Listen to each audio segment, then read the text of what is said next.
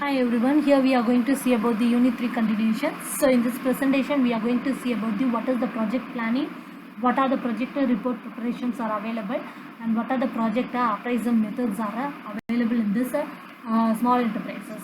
Let me see one by one. So the first is the machinery and equipment selection.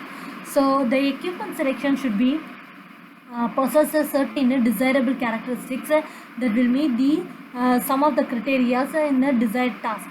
What are the criteria means? First we have to fit into the system, then it is as simple as possible.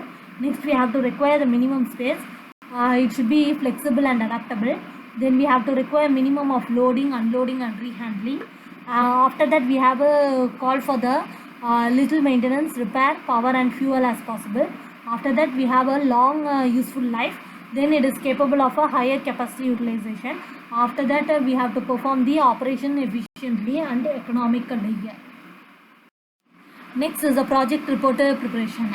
So the establishing small scale enterprises, it will require a detailed project report and it will promote the that can be understand how many years we have to be forfeited.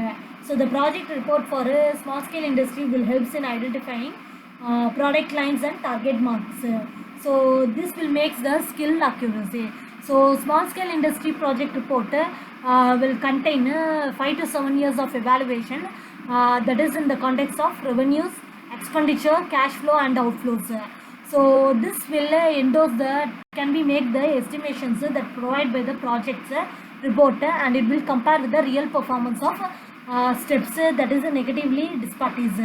Next, the promoters will establish the commercial enterprises without considering the project reports and having taking the big risk that is equipped with the measuring units to assess the firm performance. So this will make the ambience of the industrialist to prepare a new business without preparing the project reports. While preparing the project report for small scale industry, we have to keep in mind that is statistical figures are not discouraging for the promoters. So the project valuation will encourage the sense of practicality among them. So others will use the require project reports such as industrialists, financiers, banks, financial analysts, merchants, clients, certifying authorities, management accountants, etc. So the specimen of project reports are that is we have to have follow the standard format for preparing the project report for the small scale industry. What are they means?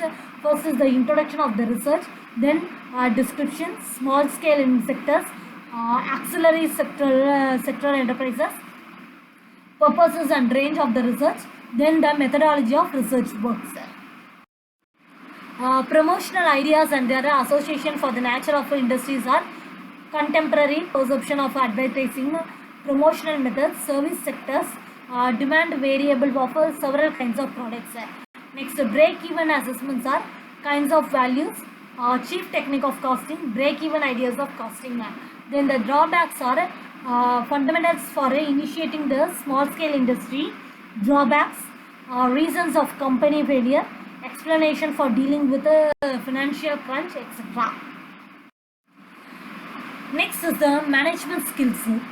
So how we can introduce the management skills means that is additionally SIDO services, fiscal data, technical support, quality enhancement and analysis, sectoral administration and guidance, expansion programs, that is technical advisory firm, excise exclusion allowances, commercial expansion strategies, auxiliary development and subcontracting exchanges, then upgrading plans, government store procurement plan, provision of goods for manufacturing, fiscal aid, conclusions, then references and then bibliography. All these should be covered in this project report preparations.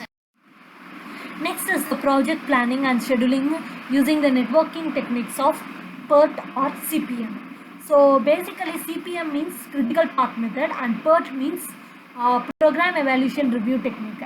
So both these two are project management techniques which have been created out for the needs of Western industrial and military establishments to plan and schedule and control the complex projects.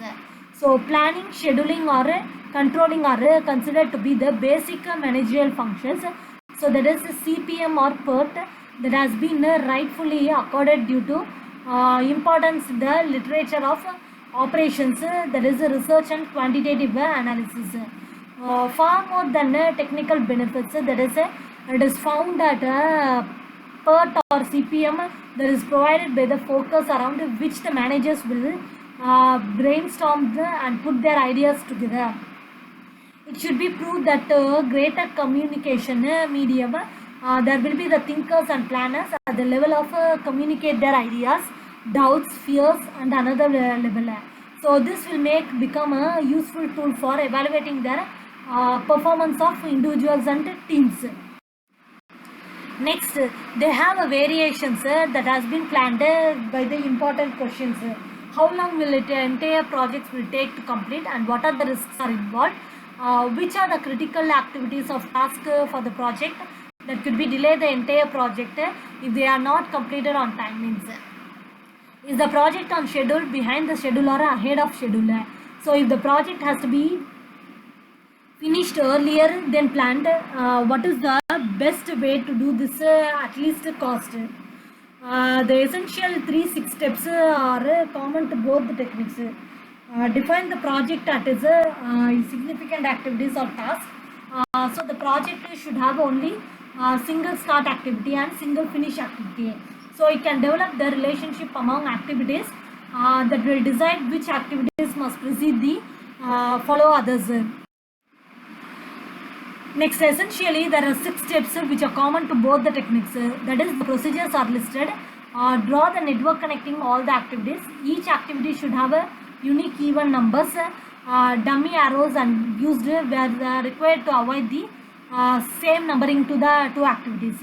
Assign time or cost estimate to each activity. Compute the longest time path through the network. This will call the critical path. Use the network to help the plan, schedule, monitor, and control the projects. Then they have a key concept that will set the activities which will make the longest path through the activity network and will control the projects. So there will be a responsible person, management resources that could be used by concentrating on few activities. Then non-critical activities can be replanned, rescheduled, and resources for them can be reallocated flexibly. Next is the 5 useful questions we have to ask for preparing the activity networks are. Is this a start activity? Is this a finish activity? What activity precedes this? And what activity follow this? What activity is concurrent with this? So some of the activities are serially linked. So the second activity that can be begin only after the first activity. So these activities are concurrent because they are independent for each other and will start simultaneously. So most of the resources can work that can be delegated for the departments and activities. So this will be leads to the senior employment of the management to pre-provide the management techniques. Next, methods of project appraisal. So the project appraisal methodologies are used to access the proposed project potential that has been accessed successfully. So the good project will service it depth and maximize the shareholders' wealth. So the recommended analytical methods for the appraisals which are discounted, the cash flow techniques that can be taken into the account of the time value of money. So this cost and benefits occurs at different points in the life of projects.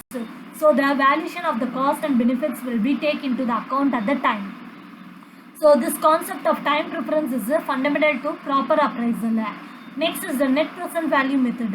So in this method, the revenues and cost of the projects are estimated and are discounted and compared with the initial investments.